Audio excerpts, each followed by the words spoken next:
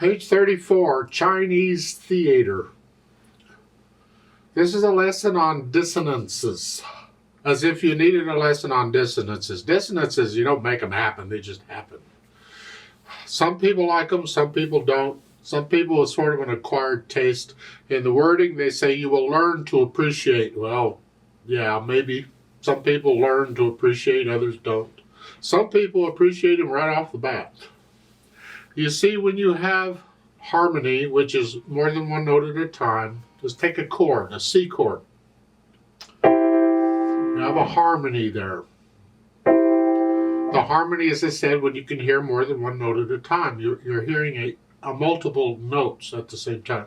Well, if it's pleasant sounding, we call it consonant. If it's edgy, slightly unpleasant, we call it dissonant. Because it's got an edgy tone to it. In this piece, we're going to get a lot of dissonances. Now, look at the right hand at the beginning. You have a B and a C. Anytime you have two notes next to each other, it's dissonance. Gotta love that one. In the second line, second measure, you have an A and a B together. Dissonance. So you can tell already you're going to love this piece. Yeah. Let's talk about this piece. It has some neat things in it, though. It's some good technical challenges that we need to get a handle on. It's 3 lines long, more or less. Treble and bass clef. No sharps or flats in the key signature. We're in the key of C major. Make sure you do the C major scale. I have a video on it, 1 octave up and down, blah, blah, blah. You've heard it all before. Okay. Common time are 4/4 times, so a quarter note gets a count, and there's 4 of them in a measure, more or less. Right hand first. You're starting here, 3 and 4. That puts you in this position. Not going to stay here, but you're starting here. And there's quarter notes. And you'll notice they're not exactly in line up and down. And that's because there isn't room. They would overlap. There just isn't room. So they have to turn them slightly, but they're touching. And that's what counts. And they're also sharing a stem. But you can have two whole notes next to each other. They don't have a stem. But they're touching, you play them at the same time. That's not really the reason why. The reason why you play them at the same time is the rhythm. Beat 1. They come on beat 1. If they both come on beat 1, you play them at the same time. And that's really why. So just easier to say, if they're touching, play them at the same time. So here.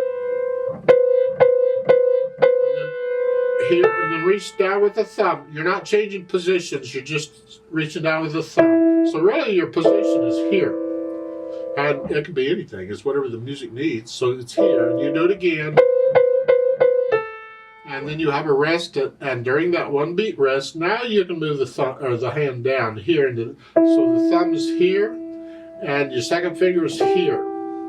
You see, at first when I move down, I think, okay, the hand's going to be here. But sometimes you got to look at more than just one note. And if we look at the next note, we see the second finger isn't here, it's here. So the hand is actually here. So I'm going from here to here. The thumb is staying put, and the hand is just coming on one hand, one note. It's kind of neat, but okay. So the second line is rest, and then you're back up here for the last 2 measures of the second line. The last 2 measures at the bottom, last line. You're here, and then that ugly looking thing, well, spell it out. Bottom note is an E, and then a G, and an A. That's it. So, okay. Edgy. Ooh. Left hand. Now left hand is your drums. You're down here, A and E, and you're doing that. And then the second line, you have a 1 beat rest to come up. You're here. The whole hand moves up.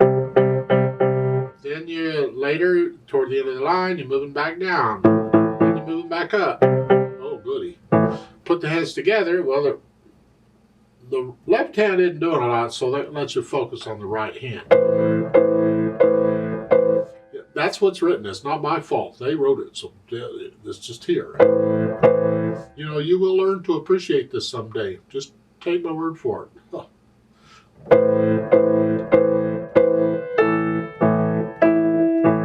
Okay. Now, going from the first line to the second line, because we're here. I'm leaving my thumb here because it's sort of my anchor, so I can tell where I'm at. It's because if I can make this an easier move, I don't have to think about it that much, and that lets me focus on getting the left hand up where it goes. So I'm here. Doing the rest, I get the left hand up where it goes, and you can leave the right hand where it is at first and play the note, and then move down. That way we're only moving one hand at a time. So the last measure of the first line, you're here, get the left hand up and play the first note, and then move down. And then in the last two measures, or the last three measures of the second line, you're here. Again, get the left hand where it goes, and all you gotta do is just reach up a little bit. Now both hands are playing at the same time here, so it's just here. So you're just coming up a little bit in the right hand. It's the left hand you gotta focus on. Rest. And then in the last line, in the second measure, again, same as the first. Here, you get the left hand up, and then you can play the first note, and then bring the hand down if it's easier for you. That way it's just one hand at a time.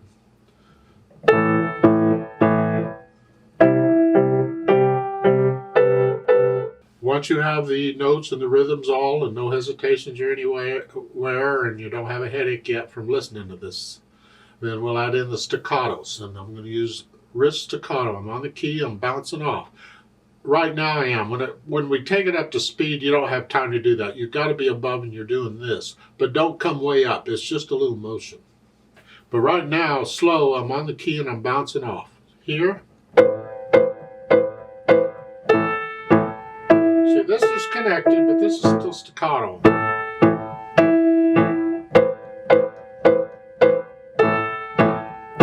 Rest, and there. The last measure of the first line. Right hand comes up on beat 4. 1, 2, 3, 4. The left hand just staccatos. So you've still got that down for part of beat 3 until beat 4 comes along. 2, 3, 4. And then the left hand's got to come up here. 1, 4. So you add in the staccatos and legatos or slurs and all that stuff. If there's nothing marked, like in the second line, that half notes, I don't know why they didn't put a slur there. There's nothing marked. Go ahead and just connect it.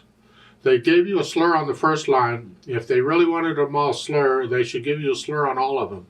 And they did give you a slur at the end of the second line, that one.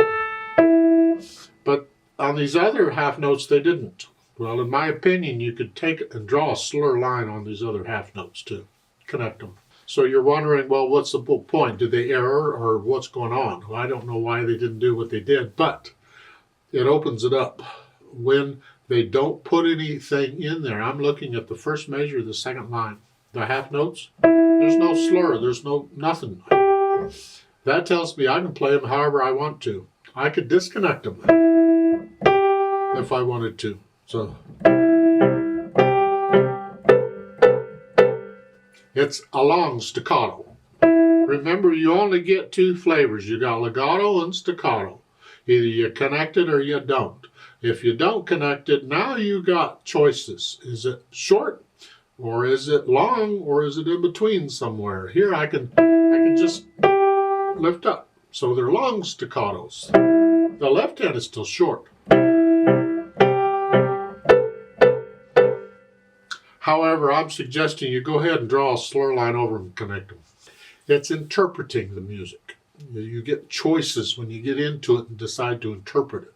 Now, dynamics apply to the right hand. Whatever you think MF is, mezzo forte or moderately loud. The left hand has to be in the background. Just keep it in the background.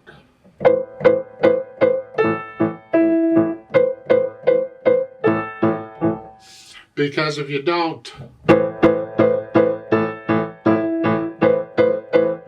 if I do them both the same, I already have a headache. I don't need that. So keep the left hand in the background.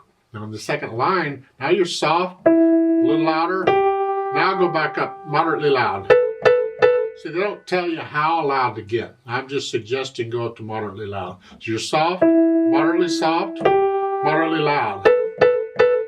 And then this, the third major, you're starting out moderately loud. And then moderately soft. You go back down. The left hand, keep it in the background.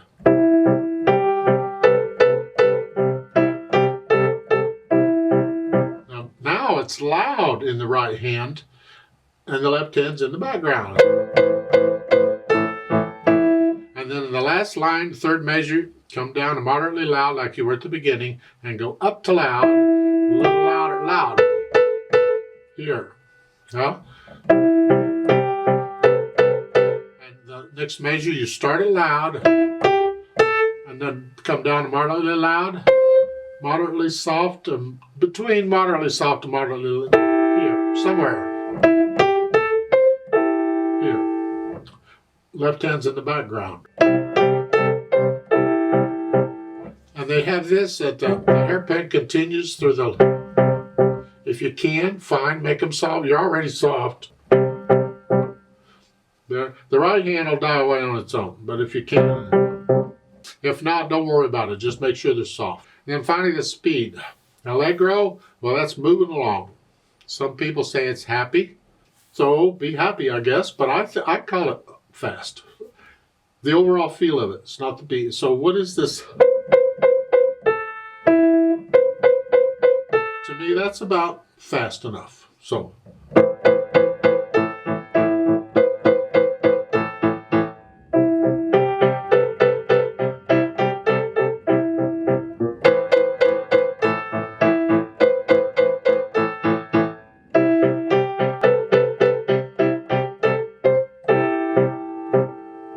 See the last measure, there's a poco rit. Poco means a little bit. Rit is retardando, slow down. Slow down a little bit. Don't slow down a lot. If they wanted a lot, they'd say retardando. Then you slow. That's a retardando, but just slow down a little bit. Yeah. Let's play it together very slowly and double check the notes and the rhythms. Not going to do any dynamics, but I will do the staccatos. So I'll give us 4 counts. If you need to, just right hand, because you could probably do the left hand okay. 1, 2, ready, go.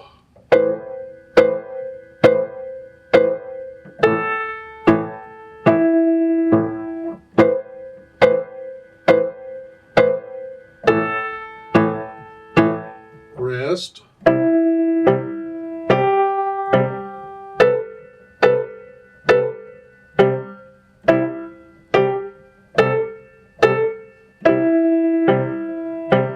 Rest.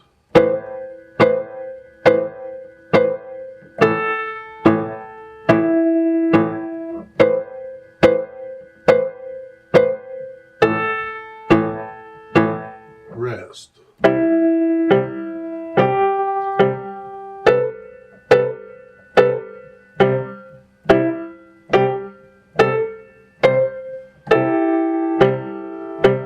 Rest.